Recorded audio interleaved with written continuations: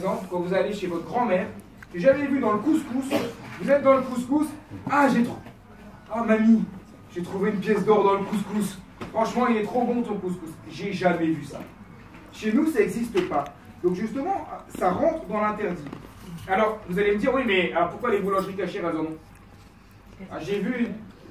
C'est quoi la réponse? Parce qu'elles embauchent des gars, des collaborateurs. Ça envoie du lourd ce soir. Il y en a, vous êtes une gilet jaune, vous. T'es sûr. Ah, j'ai vu. Vous savez, moi je fais comme vous. Je suis pas meilleur que vous en Torah. Quand j'ai une question, je me pose une question, je me suis posé cette question. Qu'est-ce que je fais? Je tape sur internet, boulangerie cachère, galette. Et j'arrive sur Torah Box. Je suis pas moins que vous. Et sur Torah Box, j'ai trouvé une raison. Pourquoi ils font ça? Ils font ça dans les boulangeries pour pas que les juifs veuillent vraiment la galette des rois. Ils aillent dans des boulangeries pas cachères et mangent une galette pas cachère. Bon, ça ne veut pas dire pour autant que c'est permis de manger la galette.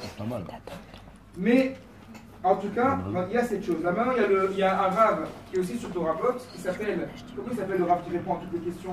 Rav Dayan. Rav Dayan sur Torah Box qui dit, en fait, l'interdit c'est quoi? C'est de faire exactement comme eux. Ça veut dire quoi exactement comme eux? Quand est-ce que c'est le jour officiel de la galette des rois? C'est le 6 janvier. Donc il dit, si tu viens le 6 janvier, on se retrouve en famille, venons faire une fête de la galette des rois, tous ensemble, mettons notre couronne et appelons des troubadours. Ça non, il y a un problème. Là, on n'est pas en train de faire un truc fudge. Si le 30 mars, tu as envie de prendre une galette, parce que la frangipane, c'est quelque chose d'assez bon, t'aimes bien, tu fais une galette cachère le 30 mars, bon, on n'est pas vraiment dans l'interdit.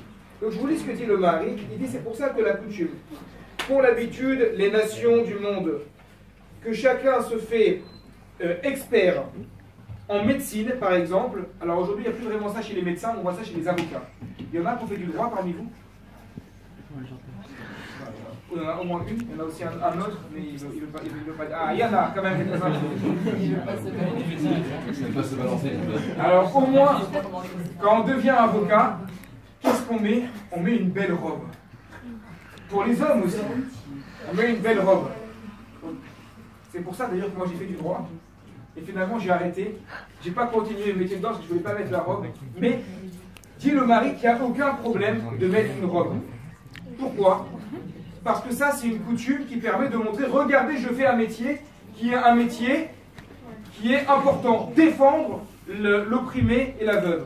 Ça c'est quelque chose d'important, c'est quelque chose de bien. Un médecin, c'est quelque chose de bien. Donc dès qu'il y a une coutume, dès qu'il y a une belle coutume, à ce moment-là, il n'y a pas de problème. Je vais vous prendre juste un exemple.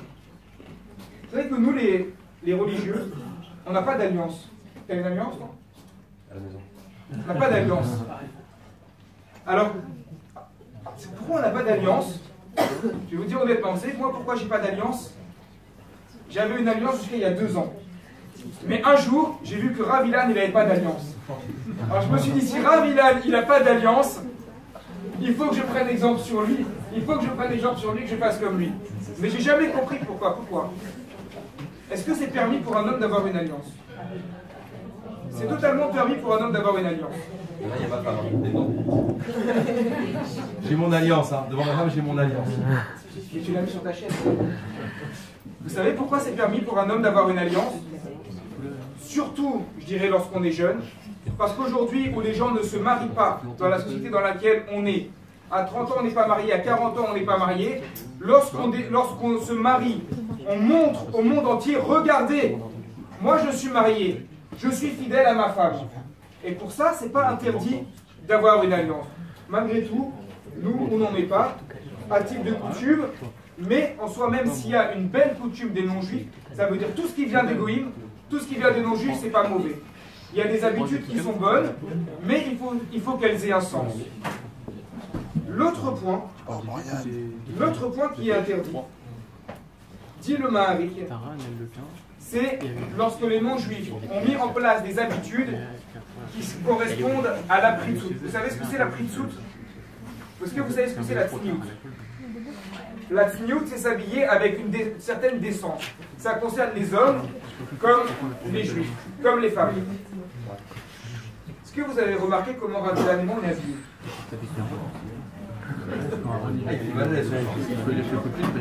Je parle pas de la tâche. On est toujours. Est-ce que vous avez remarqué comment à la yeshiva on est habillé? On est toujours en noir et blanc. Toujours en noir et blanc. Vous savez pourquoi on est toujours en noir et blanc? Vous avez imité les pingouins? Blanc, c'est blanc. La raison, exactement.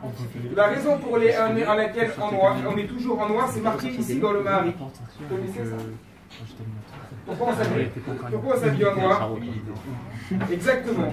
Il dit l'habitude des non-juifs, c'est de s'habiller en rouge. Attention, c'est la personne qui est en rouge. L'habitude des non-juifs, c'est de s'habiller en rouge. Pourquoi? Pour flasher. Pour montrer, regardez-moi. Regardez-moi, se faire voir. Pourquoi? Parce que s'il n'y a rien à l'intérieur, qu'est-ce qu'on va montrer? On va montrer l'extérieur. Mais nous, Israël, on a l'habitude de s'habiller en noir. Pourquoi en noir? Pas parce qu'on est endeuillé, mais pour montrer qu'on a quelque chose qui est sobre. Et ce qui est sobre, ça montre l'humilité. L'humilité, et que toute l'intelligence, tout ce que l'on veut montrer, on le met dans notre discours plutôt que le mettre dans nos habits. Voilà donc, ça veut dire, et il dit aussi le Maharitz, un juif qui s'habillerait comme un juif, en disant maintenant on va faire quelque chose, on va faire une nouvelle secte juive, on va tous aller à la fac avec un t-shirt. Ah mais c'est une vraie annonce, hein. On va tous à la fac, on va mettre un t-shirt I love Israël. Un gros t-shirt avec un gros cœur, I love Israël. C'est la quête qui font ça. Bien moulant, bien stretch et tout, I love Israël. Il dit si on fait ça, ça montre qu'on est tous juifs. Donc ça c'est un habit de juif. Il dit non, c'est pas un habit de juif. Dès que tu te montres, dès que tout le monde te voit, c'est pas un habit de juif. Pour avoir un habit de juif, ça veut dire qu'on est assez sobre pour pouvoir regarder l'intérieur avant de regarder l'extérieur. J'ai un dernier point. Un dernier point que je vais mettre en avant. Au-delà de la halakha, est-ce qu'on n'a pas, chez nous, des coutumes alimentaires, culinaires, qui sont assez importantes, qui sont assez belles, qui sont assez bonnes, pour avoir besoin d'imiter les non-juifs? Et je vous pose la question à tous. Vos grands-mères, vous imaginez vos grands-mères qui sont nées en Algérie? J'imagine que dans 10 ans, on dira vos arrière-grand-mères d'ailleurs. Vous imaginez vos grands-mères qui sont nées en Algérie, qui sont nées en Tunisie, qui sont nées au Maroc, elles vous font pour les Tunisiennes, vous font la kaïla, vous font le couscous.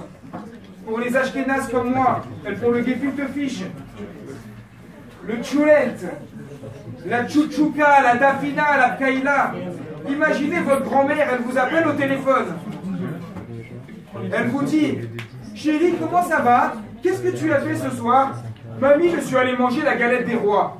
Quoi? T'es allé manger la galette des rois? Mais comment tu peux me faire ça à moi? T'aimes pas le couscous? T'aimes pas les gâteaux que je te fais? T'aimes pas la kaïla? T'aimes pas l'huile que j'ai mis? Ça te suffit pas? T'as besoin de manger la galette des rois? C'est mon petit-fils, mais pour moi tu es un roi. Et c'est vrai, remonter à ce qu'on est, on a tellement de choses qui sont belles chez nous. Pourquoi vous voulez aller voir ailleurs? C'est vrai également dans les couples. C'est vrai également pour les célibataires. Quand je parle aux messieurs. Vous avez des jeunes femmes qui sont juives. Pourquoi vous allez regarder ailleurs avec des femmes qui ne sont pas juives? Mesdames, vous avez, mesdemoiselles, vous avez des messieurs, ils sont juifs. Pourquoi vous voulez aller regarder ailleurs? C'est-à-dire dans le couple, c'est comme le couscous et la kaïla. C'est exactement le même principe. Si tu as quelque chose qui est bien, qui est là... J'ai été comparé à couscous ce soir. Je ne vais pas parler de toi qui n'est pas bien.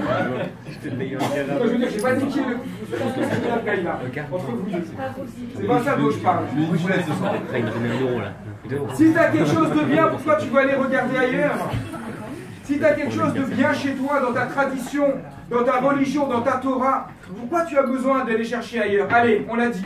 Si on prend la galette des rois, sauf le 6 janvier, ça peut être autorisé. Mais quel intérêt? On a des choses fantastiques chez nous. En plus, vous savez, qu'est-ce qu'il y a à l'intérieur des galettes des Juifs? Il n'y a pas des fèves, il y a des diamants. Il y a des diamants. Vous connaissez l'histoire de Gad Elmaleh? Tu connais l'histoire de Gad Elmaleh? Gad Elmaleh, il était au gala pour la Tzedaka. Et ils ont mis une galette des rois. Mais qu'est-ce qu'ils ont mis dans la galette des rois? Ils ont mis un diamant à l'intérieur de la galette des rois. Qu'est-ce qu'il leur a dit Gad Elmaleh? Oh là là, vous allez encore avec des antisémites ici.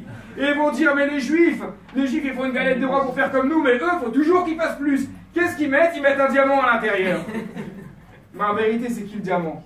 Le diamant, c'est vous. C'est vous. C'est messieurs. C'est mesdemoiselles. Pourquoi vous allez regarder ailleurs? Il faut regarder chez nous. Il faut regarder à l'intérieur de notre Torah. Dans la Torah, c'est un joyau. La Torah, c'est un trésor. Et Israël, vous savez comment il s'appelle Israël? Am Segula. Ça veut dire quoi Am Segula? Le peuple du trésor. Le peuple du trésor, ça ne veut pas dire qu'il faut mettre une chevalière, une gourmette, une chaîne, des lunettes Cartier. C'est pas ça le peuple du trésor. Le peuple du trésor, ça veut dire qu'à l'intérieur de nous, lorsqu'on étudie notre Torah, on a un véritable trésor intérieur. Et c'est ça qu'on va faire partager à notre futur Khatan pour les jeunes filles et à notre futur Kala pour les jeunes hommes. Voilà ce que j'avais à vous dire pour ce soir. Et j'espère que ça nous fait réfléchir tous. Et je vous invite encore pour venir étudier avec nous, avec nos amis les rabbinimes de l'association, avec les rabbinites également, ce que vous voulez, le cours, le sujet qui vous intéresse. Vous prenez, on prend vos coordonnées, vous prenez les notes et on se contacte tous. Alors, les pizzas vont être lancées, vous avez un petit apéritif. On peut également remercier le Keter qui nous accueille, on leur a demandé, nos rabbins les a appelés, nous ont dit avec plaisir. Et n'oubliez pas de donner les 5 € de participation à Adam pour qu'on puisse également régler le restaurant. Merci beaucoup à tous.